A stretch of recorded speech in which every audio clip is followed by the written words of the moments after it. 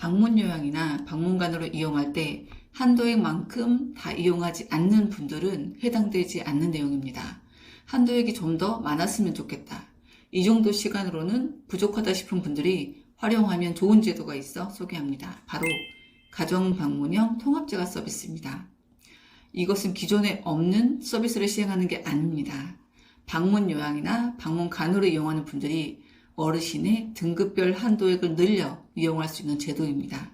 그러면 본인 부담금이 늘어나는 게 아니냐고요? 아닙니다. 본인 부담금은 기존과 동일하고 이용 가능한 한도액만 늘어납니다.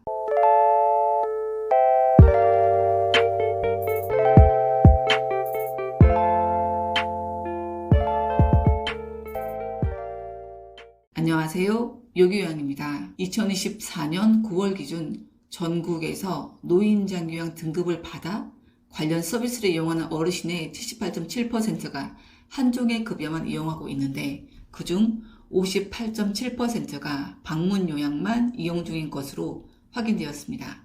하지만 다양한 기저질환을 가진 어르신들의 지역사회 및 의료 연계 등 통합적인 서비스를 제공하는 필요가 있다고 정부에서는 판단하고 다양한 서비스를 집에서 충분히 이용할 수 있도록 하기 위해 가정방문형 통합재가 서비스를 만들었습니다. 물론 지금도 방문요양, 방문간호센터가 있으니 여러 센터에서 이용하게 될 때는 센터별 밥그릇 싸움이라고 해서 어르신의 상태에 따라서 적극적인 간호가 필요할 때는 간호를 늘리고 요양을 줄이고 하다가 컨디션이 완화되면 간호를 줄이고 요양을 늘리면서 돌봄에 집중하는 것도 필요한데 그게 현실적으로 안 되고 있습니다.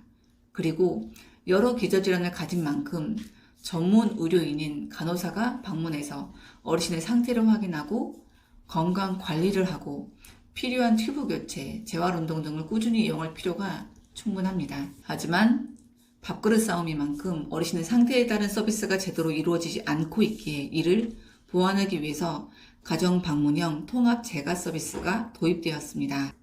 가정방문형 통합 재가 서비스는 앞서 말씀드렸듯이 월 한도액을 충분히 남기고 사용하는 분들은 의미가 없습니다. 월 한도액이 부족하다고 판단되는 분들에게 용이한 제도입니다. 이는 매월 적어도 방문간호 2회 이상, 방문 요양 4회 이상 제공하면서 방문 요양 시 목욕 서비스를 월 1회 이상 시행하며 이러한 서비스를 등급별 월 한도액의 95% 이상 이용하는 어르신들이 이용할 수 있는 제도입니다. 가정 방문형 통합재가를 이용하는 것과 한도액 증가하는 거랑 무슨 관련이 있을까요? 앞서 말씀드린 것처럼 횟수대로 이용할 거면 그냥 기존에 이용하는 것처럼 이용하면 되지 않냐고 하실 수 있는데 국가에서는 어르신의 건강 관리와 돌봄이 지속적으로 유지될 수 있도록 독려하기 위해 가정 방문형 통합재가를 이용하는 어르신들은 기존 등급별 월 한도액에서 10%씩 늘려서 이용할 수 있도록 지원하고 있습니다.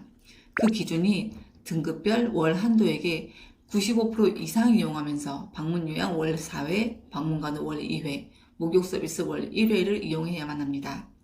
방문 요양 센터를 운영하는 입장에서 방문 요양이 목욕은 아니라고 하지만 그래도 어르신별 샤워 개념으로는 적어도 주 1회 정도는 도움을 제공하고 있죠. 이렇게 실제 서비스가 이루어지면 목욕 서비스가 시행된 것으로 판단합니다. 실제 금액을 비교해보면 1등급은 230만원대에서 10%가 늘어나게 되면 253만원, 2등급은 208만원에서 229만원, 3등급은 245만원에서 263만원, 4등급은 237만원에서 250만원, 5등급은 117만원에서 129만원까지 늘어나게 되는 것을 확인하실 수 있습니다.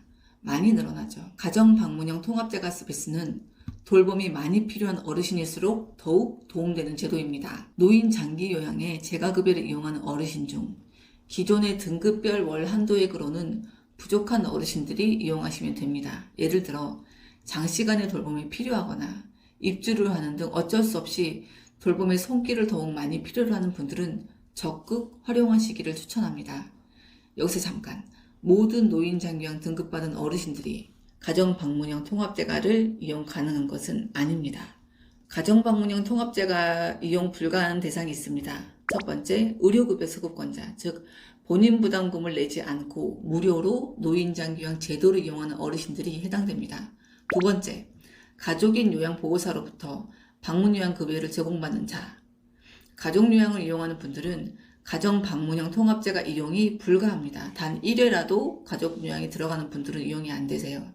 다만 가족요양이 아닌 가족 간호를 이용 중인 분들은 반드시 가족이 아닌 일반 간호사를 통해 방문간호를 월 2회 이상은 이용해야 합니다. 세 번째, 타법령에 의한 간병급여를 제공받는 자. 산재 등으로 인해서 간병급여를 제공받는 분들은 이용 불가 대상입니다.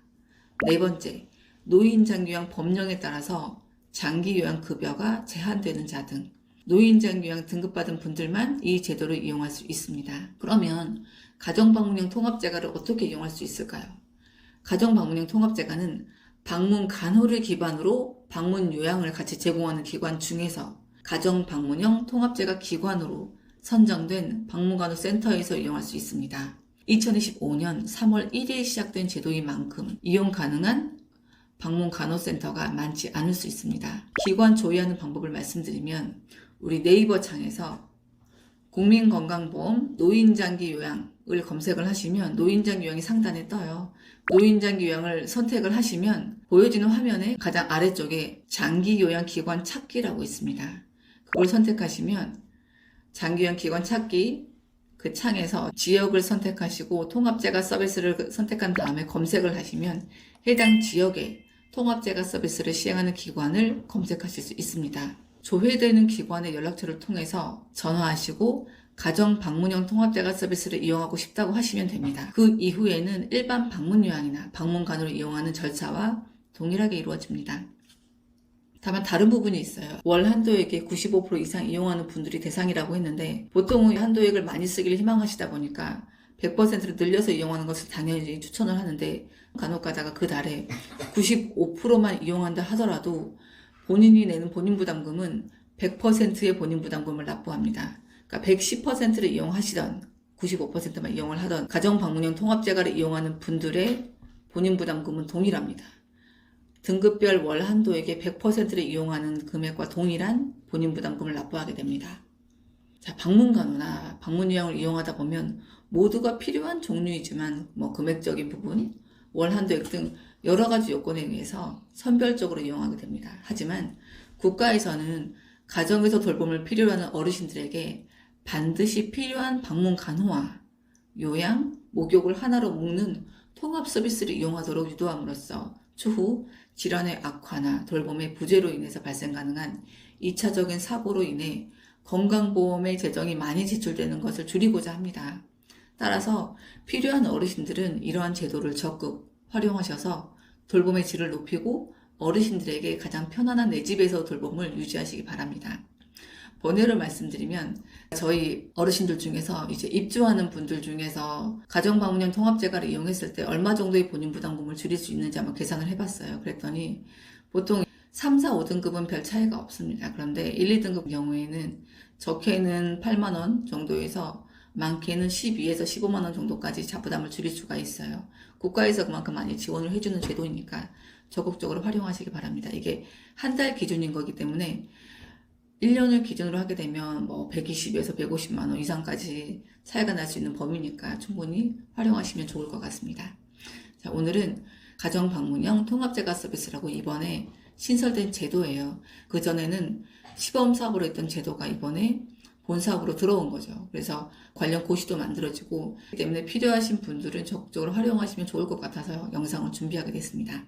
끝까지 시청해 주셔서 감사합니다. 묘기요양이었습니다.